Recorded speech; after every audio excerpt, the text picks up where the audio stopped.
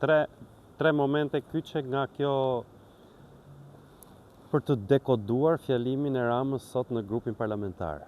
E para njëherë, që është anormale për çdo njeri që vëzhgon politikën 35 vite në Shqipëri.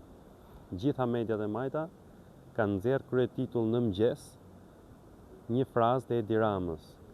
Ka ardhur këtu ekzekutivi për të dhënë llogari përballë legjislativit, pra përballë grupit parlamentar. Kur, kjo s'është frazë që përdoret nga Edi Rama, kur nuk e ka bëu Edi Rama këtë punë që t'i jap llogari grupit parlamentar. E ka trajtuar grupin parlamentar si një çet ignorantësh që vetëm ngrenin dorën edhe votojnë çfarë ju kërkon ai. Po pse e bëri këtë sot? E bëri këtë sot sepse është i friksuar, është i mbaruar politikisht, për te gjithë atyre lajmeve që kanë nxjerrë mediat se jo po nuk ja hoqi imunitetin Ballukut, nuk dha leje për arrestimin e Ballukut. Belinda Balluku ka rënë politikisht, ka rënë si zëvendës kryeministre, si deputete shumë shpejt. Edi Rama e ka lëshu, Edi Rama është duke negociuar tjera gjëra, nuk ka lidhje më me Belinda Balluku, ka marru punë. Pjesa tjetër që se po shifja këta, a ka bateri ky ajo se dy momente tjera të fjalës së Ramës atje ishte një frazë tjetër që e përdori se ne jemi në sprov udhëheqësie.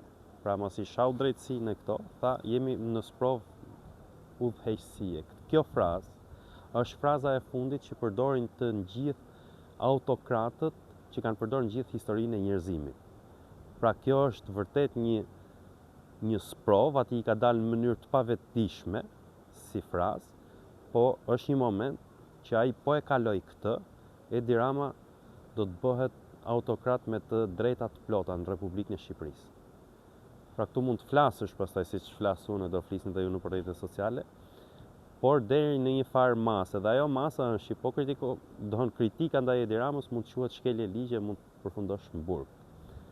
Pra, kjo është një sprov për ne, për udhëheqësinë tonë, është një frazë që në forma të ndryshme, po me kuptim të njëjtë është përdorur nga Hitleri, nga Benito Mussolini, është përdorur nga Enveri jon, në një fazë të caktuar politike. Pra koha politike e autokratit e sjell një moment të tillë të përdorimit të një fraze të tillë ose kuptimësie të tillë, edhe nga aty e mrapa ndahet pastaj vendi bie në diktaturë.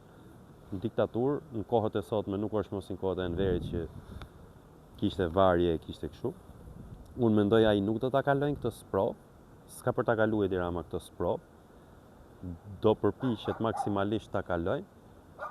Por që fraza e tij sot, siç thotë edhe ky qeni tani që po le, është ham kot sa ai nuk kafshon më.